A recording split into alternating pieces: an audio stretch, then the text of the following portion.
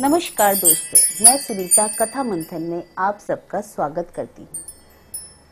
कथा मंथन में कमला उपन्यास के पूरा होने के बाद आज हम शुरू करेंगे शरत चंद्र जी द्वारा रचित एक दूसरा अत्यंत ही मार्मिक उपन्यास ब्राह्मण की बेटी, जिसमें समाज में फैले ऊंच नीच के भेदभाव को बहुत ही हृदय स्पर्शी करते हुए उन्होंने इस समाज की त्रुटियों को दर्शाया है।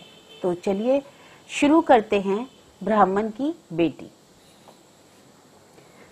मोहल्ले में फेरा लगाने के बाद रासमणी दोपहर के समय घर लौट रही थी।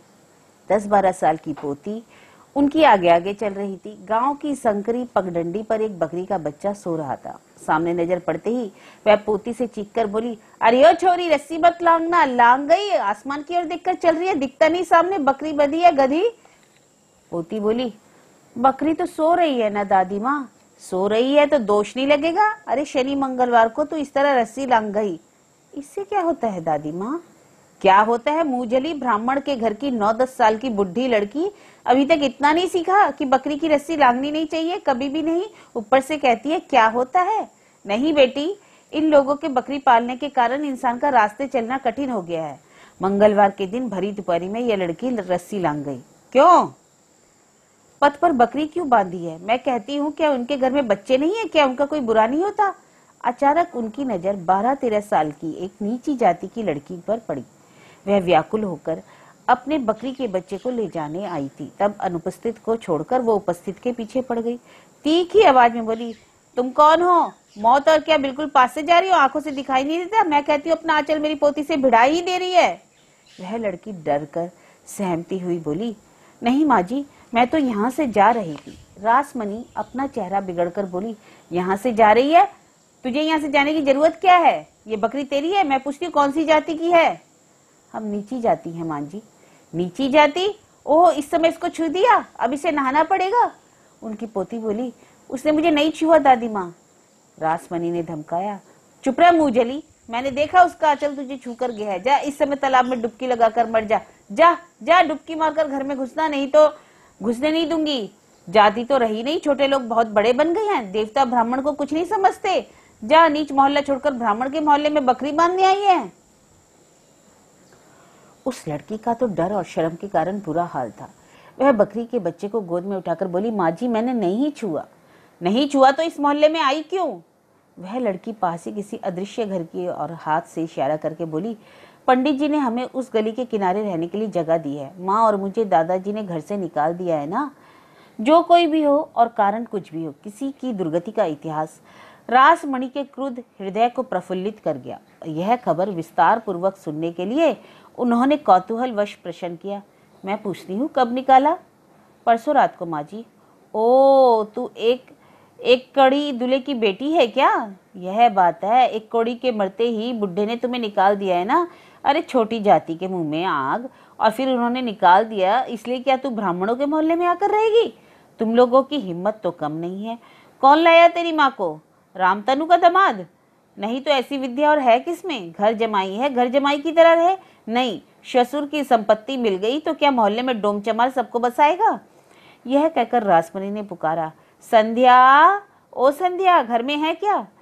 छोटी सी जमीन के उस पार रामतनु के घर की खिड़की थी। उनकी पुकार सुनकर उस खिड़की के द्वार खोलकर एक 19-20 साल की सुंदर सी लड़की चेहरा बाहर निकालकर बोली, कौन है? ओ दादी माँ, क्या हुआ? कहते कहते वह बाहर आ गई। रासमणी बोली, तेरे पिता की बुद्धि को क्या हुआ रे? तेरे नाना जी रामतनु कुलीन जाति और उनके घर की दीवार के नीचे आज नीची जाति के लोग रह रहे हैं। कितनी घृणा की बात है बेटी। यह कहकर मुंह पर हाथ रखकर बोली, जा अपनी माँ को बुला जरा। वह क्या करेगी देखती हूँ, नहीं तो चटर्जी दादा से जाकर मिलना पड़ेगा। वो तो जमींदार हैं, नामी बड़ा आदमी है। वो क्या कहते हैं एक बार पता तो चले। संध्या चौंक कर बोली, क्या हुआ दादी माँ? अपनी माँ को तो बुला, उसे बताती हूँ क्या हुआ। यह कहकर अपनी पोती की ओर इशारा करके बोली, आज मंगलवार की भरी दोपहर में यह लड़की बकरी की रस्सी लांग गई और उस नीच छोकरी ने आंचल घुमाकर उसे छू भी दिया। संध्या ने उस लड़की से पूछा, तूने छुआ? वह बेचारी तब भी उस बकरी के बच्चे को छाती से चिपकाए एक और खड़ी थी और रोनी आवाज में बोली, नहीं दीदी। रासमणी की पोती भी साथ साथ कहने लगी, नहीं संध्या दीदी, उसने मुझे नहीं छुआ, वह यहाँ से। मगर उसकी दादी की हुंकार से बात यहीं तक रह गई। फिर मना कर रही है? चल अपने घर चल, पहले वहां जाकर दिखाती छुआ है कि नहीं। संध्या, जबरन नहलाओगी तो वह बेचारी और क्या कहेगी दादी माँ। उसकी हंसी से रासमणी और झलगुन गई। बोली, जबरदस्ती करूं या ना करूं यह मैं समझूंगी, मगर तेरे पिता का यह कैसा व्यवहार है? कौन सा कुलीन व्यक्ति घर में नीची जाति को घुसाता है बता? लोग तो वैसे ही कह देते हैं नीची जाति, और उस नीची जाति को ब्राह्मणों के मोहल्ले में ले आए। मैं पूछती हूँ, घर जमाई की तरह क्यों नहीं रहता?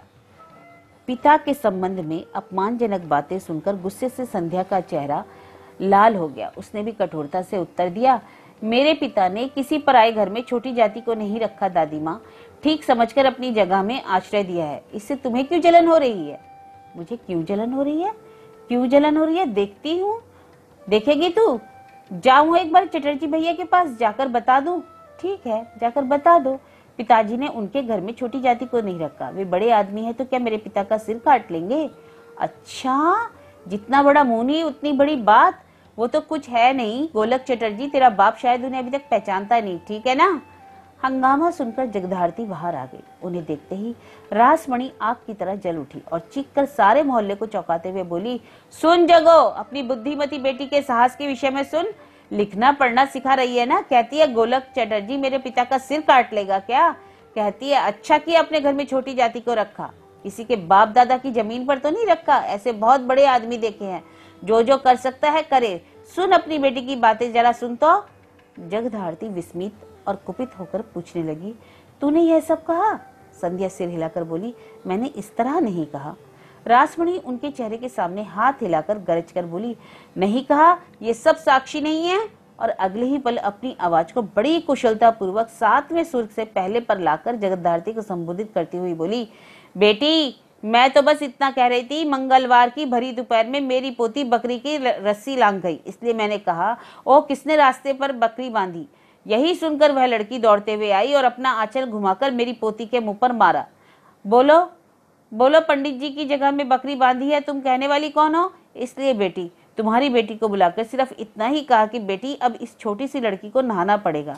भरी दोपहर में बकरी की रस्सी लांघ गई और तेरे पिता ने इन्हें यहाँ रखना ही है तो इन्हें बकरी ठीक जगह बांधने पर कह दो। छोटी जाति तो इन विचारों को नहीं जानती। चटर्जी भैया बूढ़े व्यक्ति हैं, यहीं से आना जाना करते हैं, यह सब देख करके गुस्से में ना आ जाएंगे? बस इतना, मैंने तो बस इतना ही कहा था। इतना सुनकर तुम्हारी बेटी ने बस मारा ही नहीं बल्कि मुझे कहीं का नहीं छोड़ा। कहती है जा जा अपने चटर्जी भैया को बुला ला, उस जैसे बड़े आदमी मैंने बहुत देखे, उसके बाप के घर में जब छोटी जाति को घुसाएंगे तब वह कहे। अब तुम ही बताओ बेटी, यह सब एक जगह एक लड़की का के मुँह से ठीक लगता है?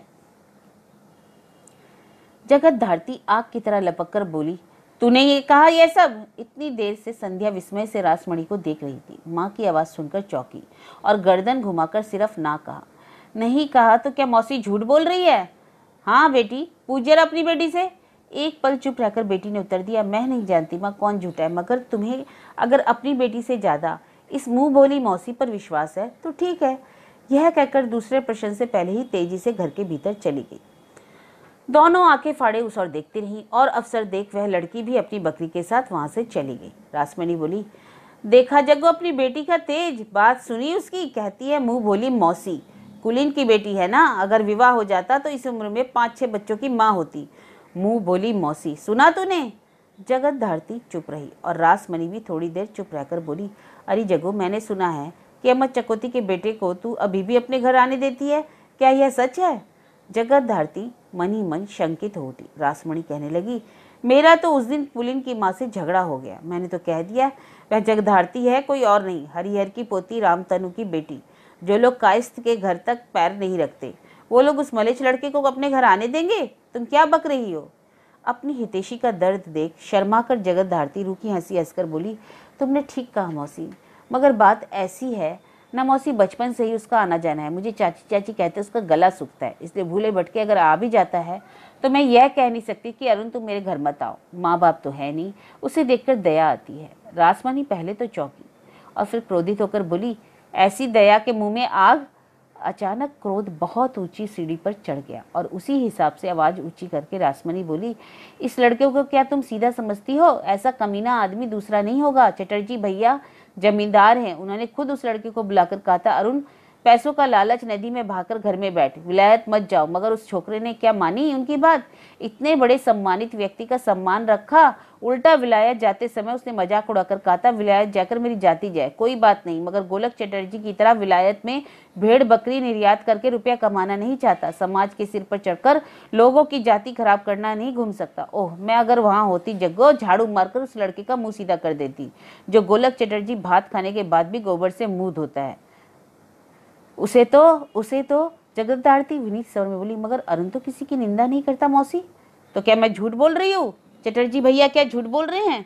नहीं नहीं, वे क्यों कहेंगे, मगर लोग बहुत सी बातें बना देते हैं ना।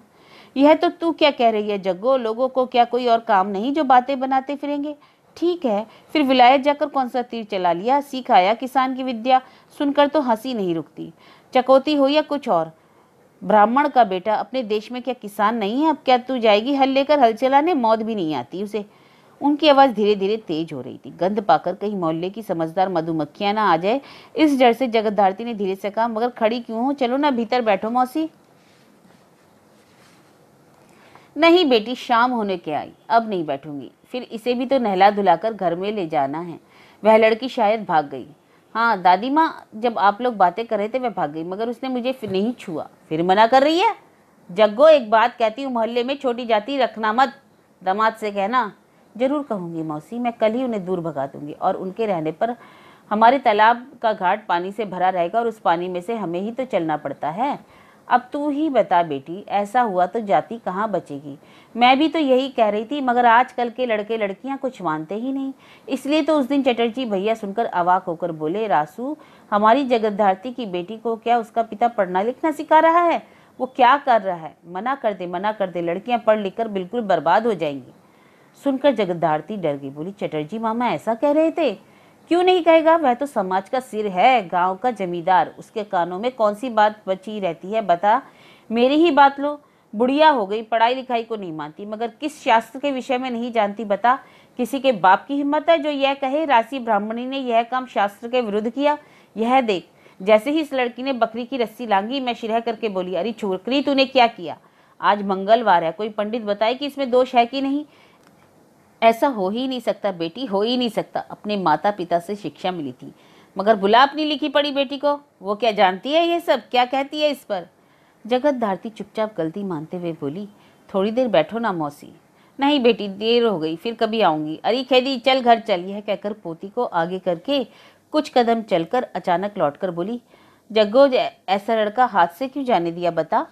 नहीं, हाथ से जाने वाली बात नहीं थी, उसका घर बार नहीं था, उम्र भी ज्यादा थी, तुम्हारे दामाद को ठीक नहीं लगा। रासमणि विस्मित होकर ही रही, बोली, लो सुन लो बात जरा, उसका घर बार नहीं था, तुम्हारा तो है। तेरी तो बस यही एक औलाद है, तुझे किस बात की चिंता? एक बेटी है, अगर घर जमाई मिल जाए तो इससे अच्छी क्या बात है? और उम्र, कुलीन परिवार के बेटे की 40-42 साल उम्र भी कोई ज्यादा उम्र होती है? फिर अपनी बेटी की उम्र भी तो देख, और ज्यादा दिन रखेगी तो विवाह कब करेगी? अंत में क्या छोटी बुआ की तरह कुंवारी ही बूढ़ी मर जाएगी? जगत धारती ने लज्जित भाव से कहा, मैं भी तो यही कहती हूँ मौसी, मगर उसके पिता तो। बात पूरी होने देने का धैर्य रासमणि में नहीं था। आग की तरह भभक कर बोली, लड़की का पिता क्यों नहीं कहेगा?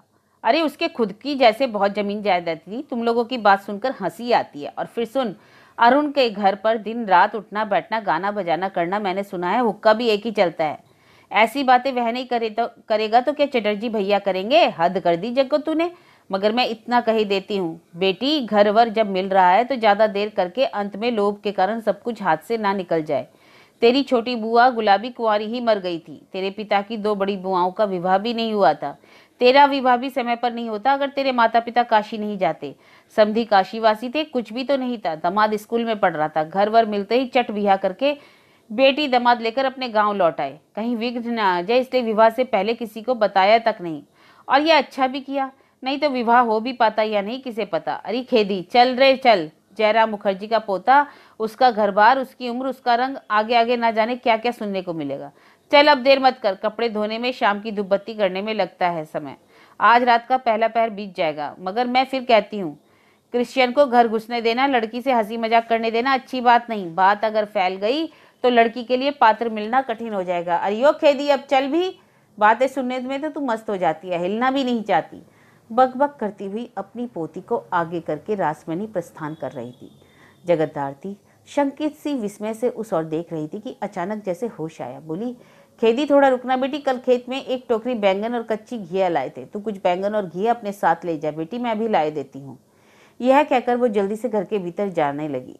रासमणी रोमांचित होकर बोली, अच्छा यह क्या बैंगन की फैली फसल है? कहकर पल भर में ही आवाज धीमी करके पोती से बोली, अरे ओ मुंह झली, ठूठ की तरह खड़ी क्यों है? जा ना, जा साथ जल्दी से लेकर आ। और अगले ही पल उसे पीछे से आवाज देकर बोली, जल्दी आना, तब तक मैं आगे बढ़ती हूँ।